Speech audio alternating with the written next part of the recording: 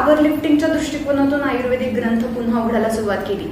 सगळीकडे सांगितलंय बलम व्यायाम शक्ता परीक्षेत बलिवी स्निग्ध भोजिभी, जो स्निग्ध अन्न खातो व्यायाम करू शकतो त्याची शक्ती वाढते.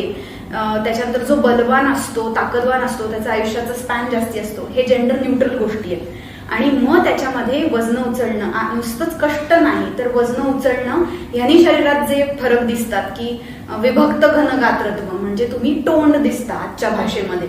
तर ते सगळं मी अनुभवायला सुरुवात केली की अरे माझं अँटी एजिंग झालंय, मी 20व्या वर्षी दिसत नव्हते एवढी टोंड दिसते, लोकांना बघून माझं वय कळायचं बंद झालंय, माझी शक्ती वाढली आहे, माझी रेझिस्टन्स पॉवर डिसीज फाईट करण्याची वाढली आहे, स्ट्रेस टॉलरेटिंग कपॅसिटी वाढली आहे. हे व्यायामाचे बेनिफिट्स ज्यावेळेस माझ्या लक्षात आले त्यावेळेस हारणं जिंकणं हे सेकंडरी झालं.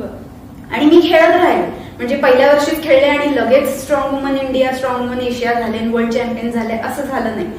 पिरियड गेला.